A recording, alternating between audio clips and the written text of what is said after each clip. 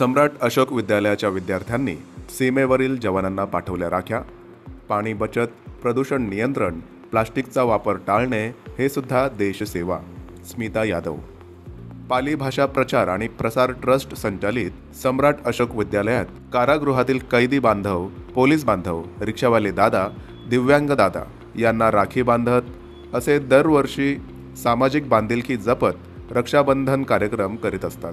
यावर्षी सीमेवरील जवानांना इयत्ता 5वी ते 10वीच्या विद्यार्थिनींनी राख्या पाठवत पोस्ट कार्डच्या माध्यमातून भावनिक पत्र लिहित रक्षाबंधनाच्या शुभेच्छा दिल्या। कार्यक्रमाप्रसंगी शाळेचे मुख्याध्यापक गुलाबराव पाटील, शाळेचा विद्यार्थी सेवानिवृत्त सैनिक हवलदार सुरेश यादव यांच्या पत्नी स्मिता यादव व केंद्रीय औद्योगिक सुरक्षा दलातील आसाम येथे कार्यरत असलेला शाळेचा माजी विद्यार्थी प्रकाश दंडवते प्रमुख मान्यवर म्हणून उपस्थित होते। स्मिता यादव विद्यार्थ्यांना मार्गदर्शन करताना म्हणाल्या, जसं सरांनी सांगितलं की एक स्वातंत्र्यासाठी पाऊस काही न बघता देशाला हजर असतो, तसंच स्वातंत्र्यवीर सैनिकाचं एक स्वप्न काय असतं? स्वतंत्र, विकसित आणि समृद्ध भारत। तर स्वतंत्र आणि विकसित भारतासाठी आपण मुली काय करू शकतो? आपल्याकडे कोणतं शस्त्र आहे? आपल्याकडे एक शस्त्र आहे, शिक्षण। काय करू शकतो? शिक्षण। आपण उत्तम शिक्षण घेऊन वैज्ञानिक बनू शकतो, एक सायंटिस्ट, एक प्रोफेसर, एक डॉक्टर। जरुरी आहे की सगळ्याच मुली काय अगदी एअरफोर्स, आर्मी वगैरे तेही शिक्षण करूनच जॉईन करू शकतो, पण सगळ्याच जातील असं नाही। मग आपण काय करू शकतो? आपण उत्तम शिक्षण घेऊन एका मोठ्या पोस्टवर राहून आपण देशासाठी सेवा करू शकतो। देशप्रेम एवढंच नाहीये की आपण ठीक आहे की आर्मी एअरफोर्सच जाऊन पण आपण देशप्रेम नाही असं हे करू शकतो। आपण ह्या क्षेत्रातही जाऊन अगदी विकसित होऊन देशासाठी आपण हे करू शकतो। जसं की अजून एक आहे, देशप्रेम दाखवायचं असेल तर आपण जसं डिजिटल भारत, बेटी बचाव, पाणी वाचवा, प्लास्टिकचा वापर कमी करा, पर्यावरण वाचवा, हे आपण तर करू शकतो, बरोबर? आता तर आपल्या हातात हे आहे की आपण प्लास्टिकचा वापर तर टाळू शकतो, बरोबर? तर प्लास्टिक अजिबात यूज नाही करायचंय। यासाठी पर्यावरण आपलं कसं, झाडे लावा, जितके आपण झाडे लावू आपलं पर्यावरण छान राहील, आपला देश स्वच्छ राहील, बरोबर? जसं आपलं घर आहे तसं आपल्याला आपला देशही स्वच्छ ठेवायचा आहे।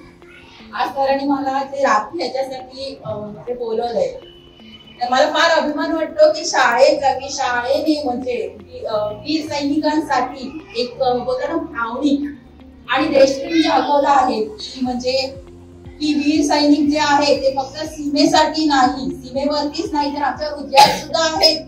त्या भावांना आम्ही राखा पाठवतो, हे म्हणजे खूप एक कृतज्ञता दाखवली सरांनी, देशप्रेम दाखवले, त्याचा खूप अभिमान वाटतो मला की आज इथून राखा तिथे जातील आणि त्यांना खरंच नाही सुट्टी भेटत। इच्छाही असते की यायचे बहिणीला राखी बांधायला, सगळ्या बहिणीला, पण नाही येऊ शकत, अजिबात नाही। मी माझा पर्सनल एक्सपिरियन्स सांगते। माझी जेव्हा पहिली मुलगी झाली, आज सकाळी मुलगी झाली, माझ्या मिस्टरांना तिसऱ्या दिवशी समजलं, कारण तिथे फोन आला, फोनचं नेटवर्क काय काहीच नव्हतं, ते ट्रेनिंगला होते, अगदी फील्ड एरिया होता।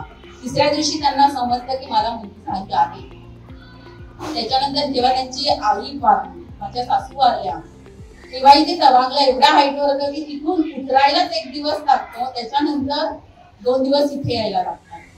त्यांना त्यांच्या आईचं हे सुद्धा नव्हतं, त्या अगदी 4थ्या दिवशी पोहोचले की म्हणजे एवढं सगळं सॅक्रिफाईस त्यांना हे करावं लागतं फॅमिली, तरी पण ते देशासाठी आहे। त्याचं स्वप्न काय की एक विकसित स्वतंत्र भारत। त्यासाठी तुम्हाला काय करावं लागेल? उत्तम शिक्षण घ्यावं लागेल। आपली शाळा तशी खूप सुंदर छानच आहे, शिक्षकही छान आहे, अगदी छान उत्तम शिक्षण घ्या आणि मोठ्या पोस्टवर एकदम हे करा की आपल्या देशाला आर्थिक वगैरे सगळं हातभार लागेल। मला त्यांनी इथे बोलवलं आणि चांगले जीवन जगण्यासाठी शिक्षण हे शस्त्र महत्त्वाचे आहे। शिका आणि वेगवेगळ्या क्षेत्रात आपल्या भारतासाठी योगदान द्या। सीमेवरील जवान जसे देशाचे रक्षण करतात तसे आपले कर्तव्य आहे देश रक्षणाचे। आपण प्रत्येकाने ठरवले पाण्याची बचत करणार, प्रदूषणावर आळा घालणार, प्लास्टिकचा वापर नाही करणार, एवढे जरी केले तरी आपले देशसेवेसाठी खूप मोठे योगदान ठरेल. राख्या आणि विद्यार्थ्यांनी लिहिलेली पत्र सीमेवर कार्यरत असलेले सैनिक शाळेचे माजी विद्यार्थी यांच्या पत्त्यावर स्पीड पोस्टने पाठवण्यात आले. कार्यक्रमाचे सूत्रसंचालन सहशिक्षक गणेश पाटील यांनी केले, तर आभार सहशिक्षिका संगीता पाटील यांनी मानले.